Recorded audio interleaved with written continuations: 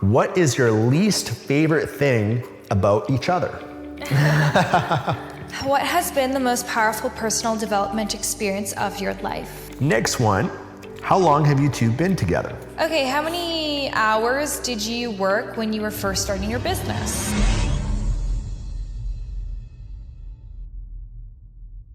Hey everyone, this is Stefan and Tatiana, and today we're going to be answering your questions so that you guys can get to know us more on a personal level. This is a couples Q&A video. You guys have sent in your questions through Instagram about what you guys want to get to know about us on a more personal level, and we've got here those questions in this hat. We're going to pull them out, and we're each going to answer the questions that you guys sent us.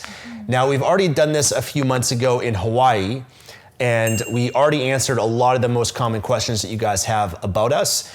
And so if you want to get to know us even beyond these questions here, I'll link below in the description to that video on my channel and on Tatiana's channel. If you want to get to know how we met each other and questions like that, we've already kind of covered a lot of that you guys can watch in the previous video. But we thought it'd be fun to do this video because there's a lot of demand to do it again. And you guys consume our content. We share a lot of advice, a lot of things that have helped us in our lives, but you don't really get to know us on a personal level. So this is kind of a glimpse and a preview in our personal lives and what you'd kind of get to know if you were friends with us or spent a lot of time with us. So we thought it'd be fun to give you guys that preview.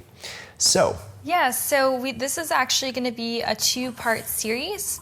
So you can watch this, finish this video here, and then part 2 is going to be on my channel. So we're going to continue it.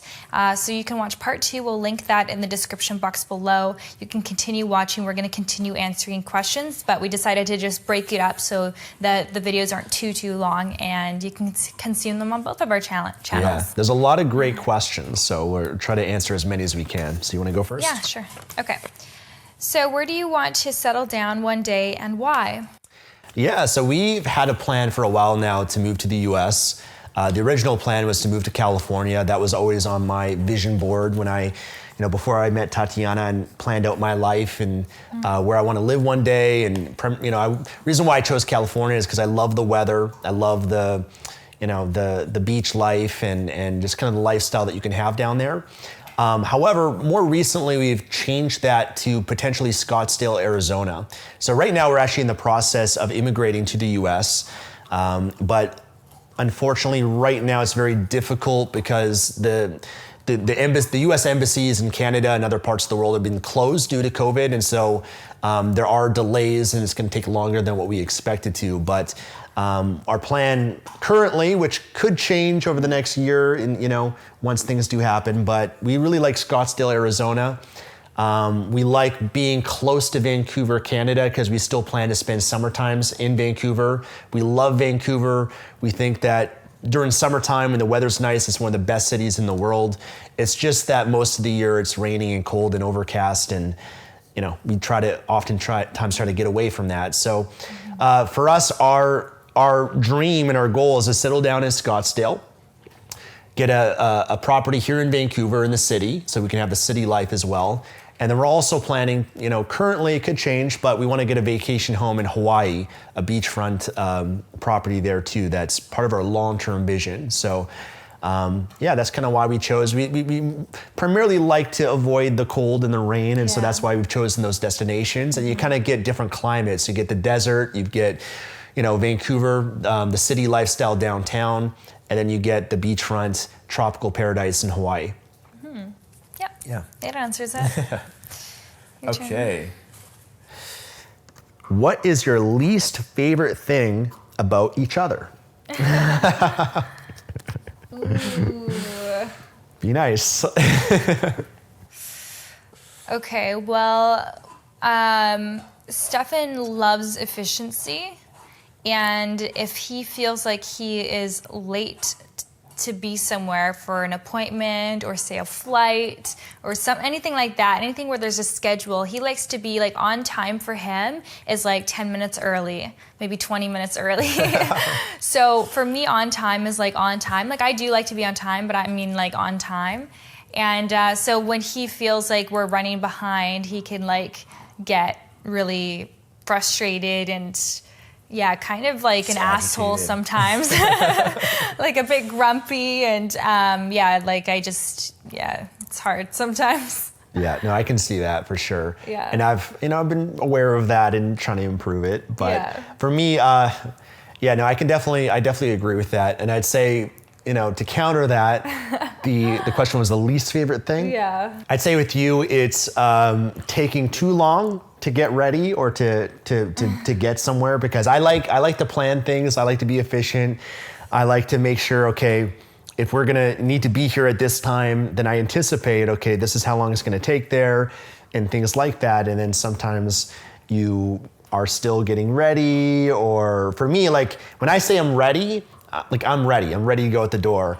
And then I'll say, are you ready? And she'll say yes, but for you, ready means there's still all these other things that you have to do. And so I get a little bit frustrated with that. And I need to do a better job anticipating and planning, what your level of ready is. And I think actually it's not necessarily a bad thing, because I've kind of reframed it where I think this is like one of the gifts of the feminine. You're very feminine, and I love your feminine energy, and I love, it takes longer because you want to look good, or you want to make sure you have everything that you need in your purse, or whatever it is. And instead of looking at it as a negative, I can look at that as a positive, and that's actually an incredible gift that you bring to the day-to-day and the relationship and things like that too. So while it is like something that it's like a least favorite thing at times, at the big picture, I can really appreciate it. Yeah, you can do that about anything, right? Any quality in your partner that you despise or don't like, you can just reframe it and just see like there's always a gift in it. And one thing that I've learned is that, masculine and feminine, what are like understanding the differences between masculine and feminine instead of just trying to make everyone the same. Right. I think there's value in understanding the differences, because it's only once you understand those differences that you can actually develop a level of appreciation for them and a level of understanding, and see how they complement each other. Like the masculine and feminine tend to complement each other in many ways. And yeah, it's great. Like I can also see the gift in him wanting to be on time, meaning being ahead of time. Like there's a gift in that as well, and seeing like how that can benefit me. So you can always find something, which is good. For sure, yeah. And I'd say, it's also an opportunity to look at why this person is reacting this way and why they're behaving that way. Because for me, you can still be efficient, but it doesn't mean that I have to react and get frustrated. Yeah. And really what that is just fear. It's just fear about, oh my gosh, if I don't get there on time, or if it doesn't go this way according to plan, what does that mean? It means that, man, we're gonna miss this appointment, or, I don't want to, leave this other person waiting, and it's just disrespectful to them. It's all some sort of meaning that I've created from that. And so for me, it's learning also how to just accept at times being late and being okay with that.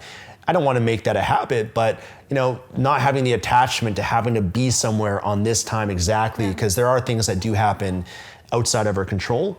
And it's also an opportunity just to as times where you're frustrated with me and I'm frustrated with you, it's an opportunity to just accept that person and love them and just understand why they are behaving this way, and that they're not their behavior. People are not their behavior. It's just, that's the pattern that people run when they're in pain, when they're suffering, when they're stressed, when they have anxiety, whatever it might be. So you can, it's a good opportunity, I think, to not be triggered and love your partner and have patience with them. And that's the thing, is that whenever something about you frustrates me, it's just a great way to take a mirror and look at myself in the mirror and just reflect and just be like, hey, why is that a trigger? Why am I upset right now? Why can't I just let that go? For right? Sure. So there's always a learning opportunity in anything like that. For sure, yeah. All right, let's move on. Okay, how many hours did you work when you were first starting your business? Ooh. Yeah, for me, a lot. I mean, my first business I started, it was when I was 21 years old. It was called Lifestyle Transformations. It was a coaching business in Vancouver, a speaking and coaching business. And I was working full time, and then my evening times, that's when I'd work on my business. And I had a goal that I was gonna launch this business January 1st. And so I had several months beforehand that I was working on it in the evening times, because January 1st, I was gonna go full on in my business. I was gonna quit my job, go 100% in. And so I had a sense of urgency, because for me, that deadline of like when I was going to quit and go 100% on my business, that was a huge motivator for me that I need to get my shit together now. I have this many months and I better figure it out. I better be making enough money at this point, because at that point I'm giving my notice.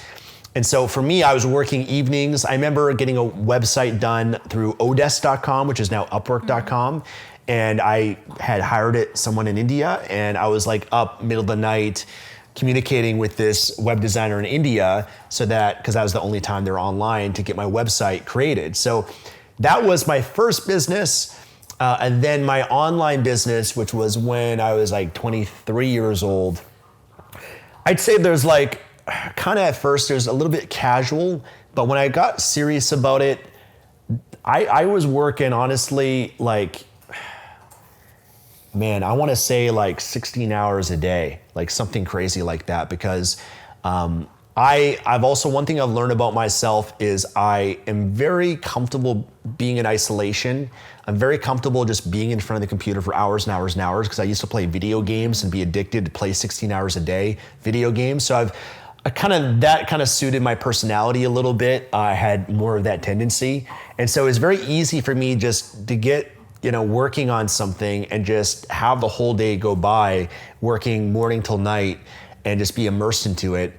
And at times when I was traveling, like when I went to Southeast Asia, to Thailand, Laos, Cambodia, Vietnam to build my business, I was just no social life, no fun, no hanging out with people. I remember staying in hostels and sharing a room with like 12 other people in bunk beds. They're all in party mode in like Koh Samui, Thailand. And I'm like on the top bunk working on my online business into like late hours of the night. They're coming home drunk, wasted. But I was just so committed that I just believed the more that I put in, the more I'd get out of it. How long do I want this to take?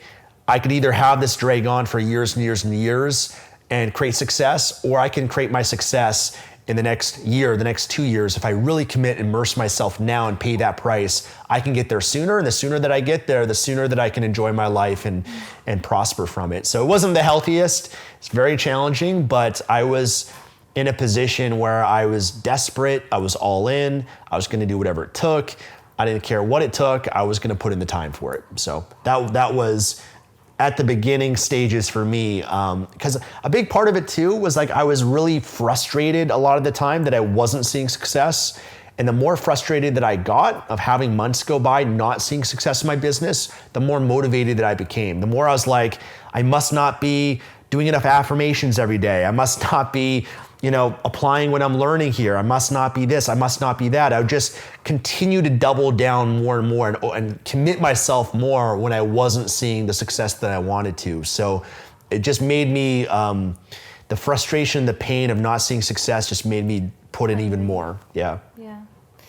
Well, yeah, I mean, I think that for anyone starting a business, there is that grind stage in the business, the startup phase. It's like you have to put in the time and the effort. And I don't know anyone who started a business without dedicating many hours to making it happen. So for myself, when I started my business, I would say first I started part-time. So I was a university student and I was also working part-time. So most of my hours in the day were consumed either by attending school, doing homework, or working at my job.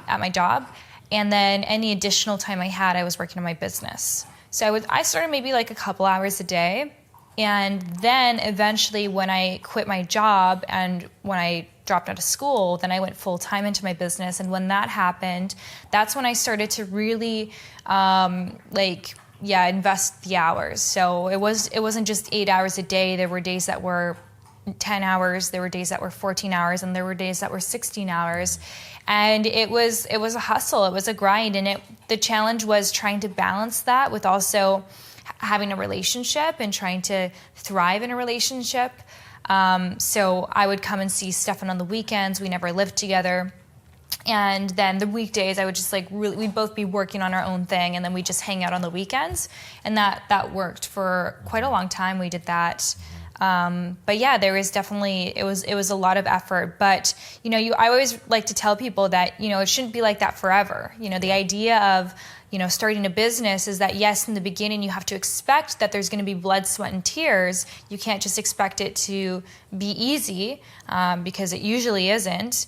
But eventually what you want to do is you want your business to get to a certain point where you don't have to invest that much time into it or that much energy. You want to set up a foundation where, the business is able to function without you working on it 10 hours a day, 16 hours a day. And if that's not the case, then you got to take a hard look at your business and see what you did wrong or where things could be better optimized. You maybe need better systems in place. Maybe you need to make some hires, because otherwise you're always going to be a business operator, never a business owner. And the goal is to always become the business owner, so that you can actually have time away from your business. Yeah, and I'd say, even once we had achieved success in our business, in some cases we were working more or even harder than we were at the beginning, because it wasn't necessarily out of desperation like it was for me originally, but it was more like opportunity demand. There's so much opportunity to demand. For us, when we're building our business,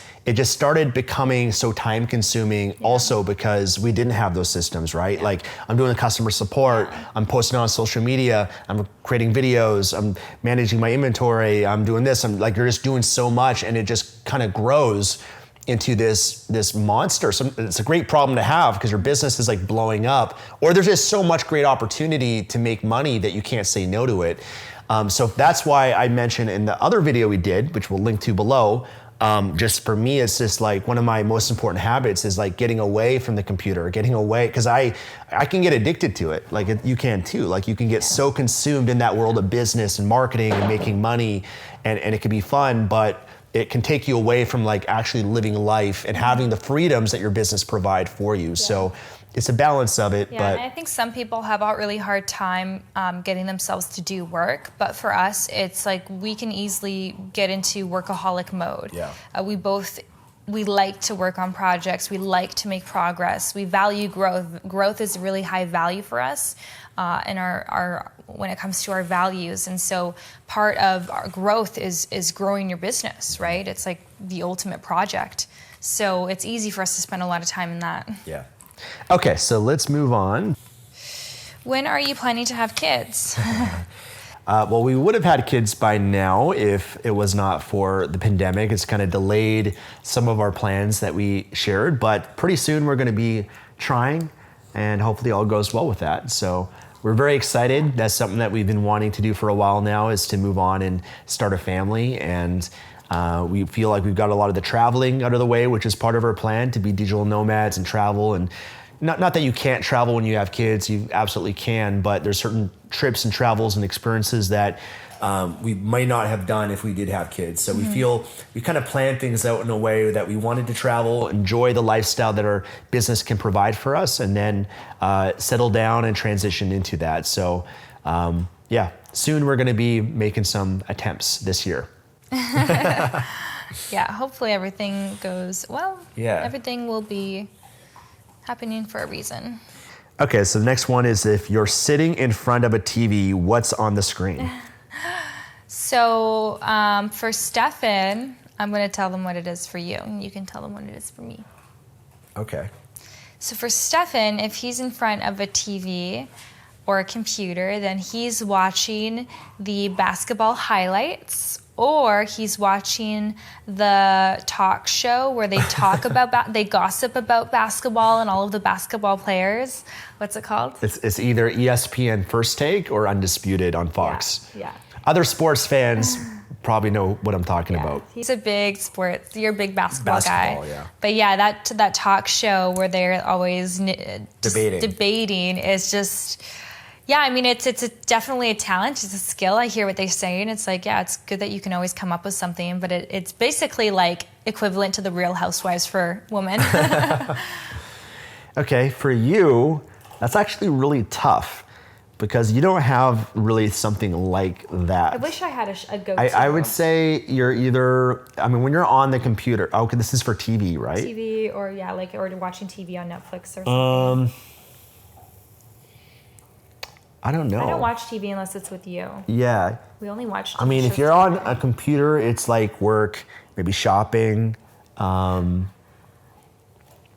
I don't know. Yeah, I don't really watch TV. Yeah. No, I don't have anything that I watch. Yeah. I mean, we do like watching. I think was it the last video we shared some of the series, or is it this video? No, it was the last Q&A. Yeah. So the other Q&A that we just did, that's on Tatiana's channel. If you click the description there, we talk about our favorite TV series that we watched recently that you guys can learn more about.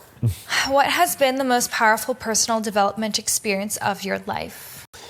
Yeah, so I did a video on this sharing Bio-Cybernaut, and that's on my channel. I think the title of the video is the most powerful self-development experience of my life. So that was doing 7 days of alpha brainwave training, 10 to 14 hours a day in Sedona, Arizona at the Bio-Cybernaut Institute. I talk more about that experience in the video, but that was probably one of the best ones because you're fully immersed. Any transformation that I've had and most people have is when you're in immersion. It's like you don't really experience a transformation just reading a book 10 pages a day. So when you immerse yourself in an environment, you're doing the deep, deep, deep work. And especially over 7 days where your ego's coming up, wants to take you out of it. I'm tired, I wanna go to the bathroom, I can do this later. It's trying to avoid things. That's when the ego comes up, and that's when you can really get past it and experience the greatest transformation. And so Bio-Cybernaut was that for me, where I got to train my alpha brain waves in different parts of my brain, which has a lot of incredible benefits to creativity, IQ, emotional intelligence.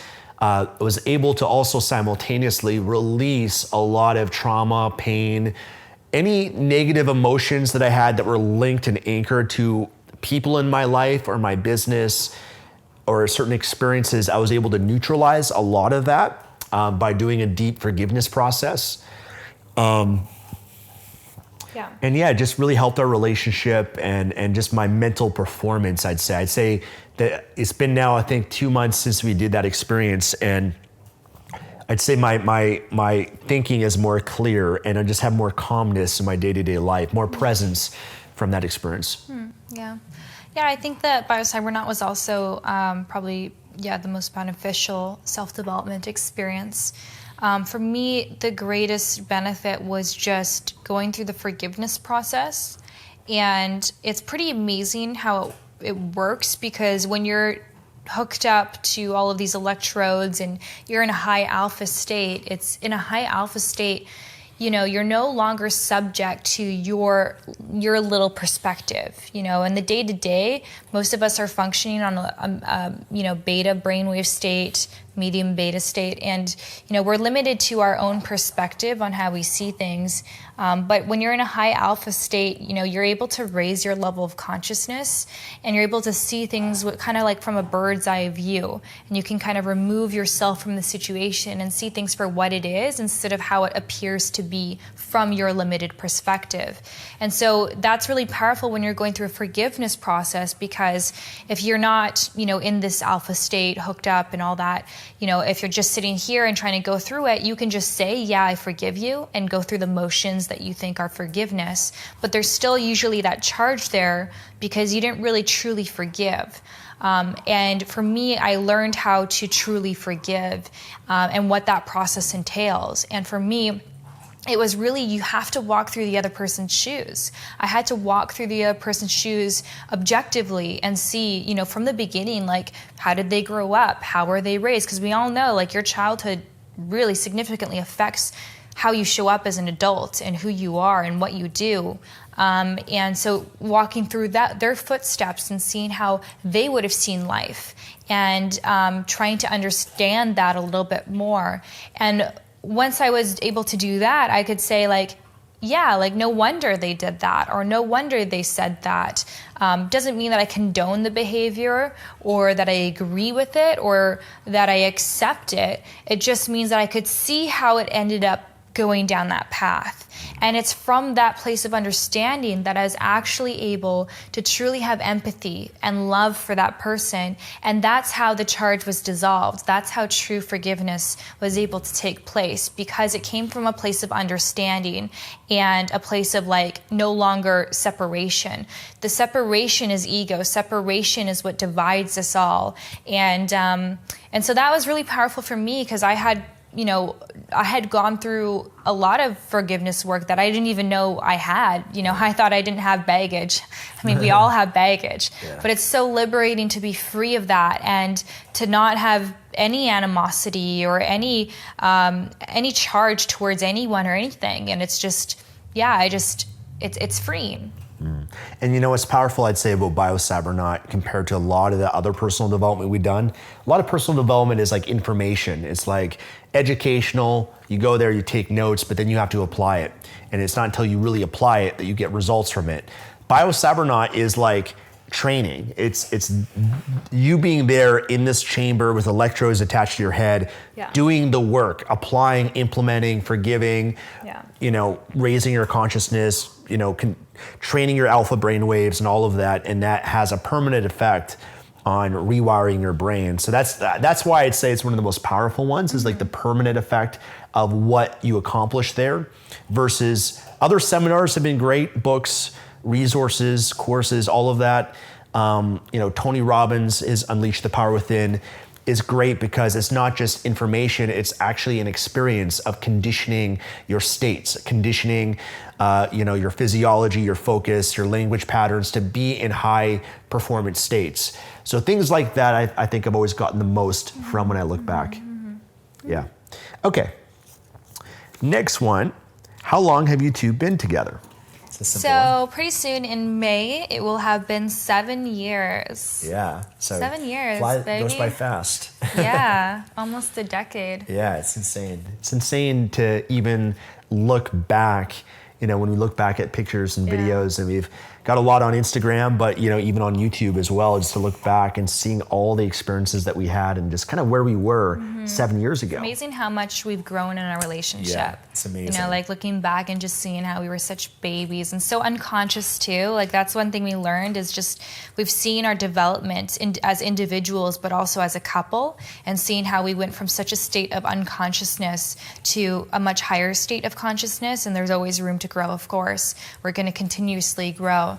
But just seeing how, there's certain things that we did or certain things that we were into that just come from a lower state of consciousness. So the fact that we both value growth has really been incredible for our relationship, because we've grown so much over 7 years. Like you can't recognize, even a year ago, we just, our friends and family wouldn't be able to recognize us, in conversation because of all the things that we've done. Definitely our values have changed a lot, just the direction of our lives, where we're no longer even pursuing success as much, and more in a phase of just going back to what we said about living more in the present moment and like enjoying our lives and cultivating other aspects of life, which has been really great. A lot of spiritual growth and development. And I'm sure we'll look back at us today 7 years from now and be like wow, we were babies and unconscious back then too. So it's just always fun to look back when you do that. But that's just part of growth. Okay, this is the last one. Okay, the last question, and then we'll wrap it up. And again, we've got the other part in the description that you guys can watch if you want to continue this. We've got a lot of other questions that we already answered. More of us if you can handle more. Okay, so how do you keep your relationship fun and new when you both work from home? Yeah, I mean, that is something that you have to be very conscious of and actively try and keep things fun and new, because, we all know about the law of familiarity. And if you're around something long enough, you'll soon take it for granted. It's kind of human nature. And same goes for couples, right? And we have been working from home together for a long time now, and we've been traveling the world together, and oftentimes we are in small hotel rooms, and you're not getting much space, so we are together and around each other almost 24/7. And so I guess number one is like you do have to create some separation and some space. It's important to take time apart. to have some independence. If you are constantly together, like, yeah, you can be buddy and it can be all fun, but you need to have some alone time for yourselves to find yourself, and then you can come back recharged and bring something fresh to the table. So for me, I mean, I would say like as the feminine in this relationship, and we both have masculine and feminine, I don't even want to get into the polarity thing, but as the feminine, I like to add some variety and bring, variety is the spice of life. So I like to spice things up, whether it is, let's do something, let's like have a date night, let's do something fun, let's transform the living room into like a tent and like do something crazy, or like just even changing up my look has been really fun for us. And she's great at that. You love to dress up and do different hairstyles. And it's because he appreciates it. Like he loves it when I have a new hairstyle or when I, buy a new outfit. And so I'm always trying to like change that up because that adds a lot of variety to our relationship. There's only so much he can do as, you wear the t-shirts and shorts every day, right? There's a lot more that I can do, a lot more that I have at my fingertips. And so that's a part of it. Yeah. And I think a part of it is like, we plan dates and we create date night and we make that a priority for us. Stefan's really great at just planning, okay, we're going to go, and he organizes like we're going to go on a hike and then we're going to have dinner, and he finds fun things for us to do. And yeah, so that's part of it. Yeah, and it's interesting because I'll share a few things that we do, but I was just thinking, it used to be, just going back to this dopamine subject, I'm going to maybe do another video on dopamine. I did one on my YouTube on how to reset your brain about dopamine detox. Did really well. I think it got over 100,000 views. I want to do it again because I have some new distinctions around it. But as I've been on this journey, I've noticed like before, I remember like, because the question was, how do you like keep things new and exciting? Mm-hmm. For me, I was so like addicted to dopamine that I always had to do something new. Yeah. And I was never just like satisfied with doing nothing and just like sitting around. Like even for example on dates, we'd always have to do something different, right? Yeah. So it's like, okay, we're gonna go on this hike, and then okay, we've done that hike, now we're gonna go to this golf course, and okay, now we've done that, now we're gonna go we do it once. Yeah, versus now, and that's the dopamine of like always needing something new. More. Whereas now what I've realized, it's not about, that's the dopamine addiction, more. Whereas now I'm like, okay, I'm trying to find ways to experience the pleasure and the fun and the variety and just the joy in the same thing, right? So it's like doing the same thing. Hey, yeah, like let's just do that walk again and again every day, but let's find ways just to get pleasure and joy out of that rather than needing something new. Because I remember like one summer in Vancouver a few years ago, I just like, it was like a beautiful day and it was like, there's nothing to do. And I was bored, but that was only because my brain always needed something new. It needed, I'd done everything there was to do, which I really didn't, but that's what I thought in my brain. Instead of like just finding ways to enjoy going back and doing that hike again. And every time you go back and do that hike, you get something different from it. So I'd say that's a difference in how my brain has changed. I'd say over the last year or two, as I've kind of done this work of resetting my brain. And again, the way that you can enjoy the simple things and doing the same thing over and over again is just by being present. Mm-hmm. Because say we go on the same walk every single day. Well, is it really the same walk? No, it's a new day. There are different animals in the ocean. There are different people passing you by. There's a different scent in the air. Like every single day, you'll never get yesterday back. Yesterday's in the past. Today's a new day. And so even though you might be doing the same thing, the same activity, the same actions, you can experience it for the first time because it is the first time you're experiencing that moment. That moment only happens once. You can't re-experience a moment from the past. You can only experience it again for the first time. So it doesn't need to be anything big. It used to be something big, but now when you're present, it's little things, right? So when you're present, it's like little things you get pleasure from. Yeah. It's just noticing things you didn't notice previously rather than having it'd be like a new environment, a new activity, a new hobby that has to make things fun and exciting and new and engaging in a relationship. So And I think that's a key thing, even just, being together when you know someone so much, you've been around that person so much, still finding and things within yourself and exploring you and you exploring me. That's also, you can get a lot of variety from that, So that's kind of like the way I look at it a little bit more now. So a lot of the things are smaller, but also like I think one thing for us is because the last few years we've been traveling and we haven't had a home. We've kind of like living in Airbnbs and hotels and things like that. I found that we almost get too much variety. Yeah. And we kind of crave the comfort and the certainty. And so hasn't been too difficult for us because we can travel. Just going outside in a new country, having a new home is like a lot of variety that just makes things exciting there.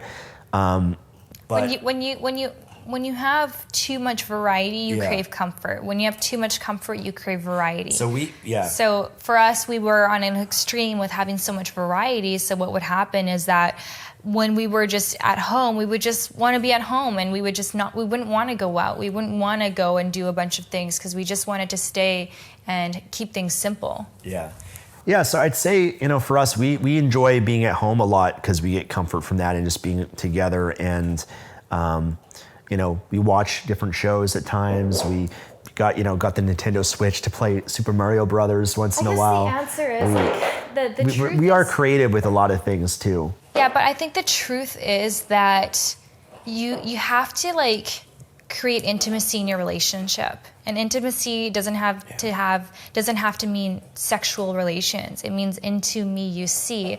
And when you have take the time to do that with your partner, take the time to look into their eyes and to get to know them and their heart and experience them fully and understand who they are. And just because you met them 7 years ago, they're a different person today than they were when they first met you. And have you been meeting them for the first time again, over and over again, or have you felt like you've met them once and then that's enough? You have to reintroduce yourself to your partner, and you almost have to approach your partner as if, like you said, meeting them for the first time, because when you're with someone so much, oftentimes you already create this identity for them, and you kind of put them in a box, and this is who they are, and this is what they like and what they don't like, and this is what they do, and this is this look that they make, or whatever it is. You are creating that instead of allowing that person, approaching that person without those preconceived notions and beliefs, and stepping into this person as hey, who is this person now, today, in this present moment? And can I put aside all of that and just be with this person and not be in my mind, in my head with all these attachments and this identity that I think they are, because they're more than that, and seeing your soul and your spirit and just who that person is. That's what keeps things new and exciting. Yeah. And I would say that's the hardest part of being in a long-term relationship, is that over the years you start to accumulate all of these preconceived notions about what this person is, what they do, what that look means, and these judgments or these assumptions about them because, I know them so well because I've been with them for so many years. And that creates the filter that now you see that person through this filter of all these things that you assume about them, instead of understanding that every day is a new day. And just because they were doing that yesterday, or just because they did that a month ago, doesn't mean that they're going to be like that today. Maybe they're a new person today, so give them a fresh start, give them a new chance, a new opportunity. Because otherwise your belief of who they are is actually not even allowing them to change or be anything other than that. So if you even have an issue with your partner and you're like, you always do this, but it's by you believing that they are this way, you're actually not even allowing them to change or make progress outside of that, because you're just kind of keeping them stuck based on how you perceive that person. So it's so interesting how we can affect the other person with our beliefs and our perceptions of them and the identity that we have for them, instead of having that awareness and catching that and being aware from that and actually putting that aside so that this person can grow. And just, the presence piece is so key. Yeah, and I believe that everyone can change. For people who say that, you can't change, or once a cheater, always a cheater. I don't believe that at all. That's actually crazy, because when you think about it, like, look how much, I've changed so much in 1 month, in 1 year, in 2 years, in 5 years. Anyone can change, any behavior can change, any action.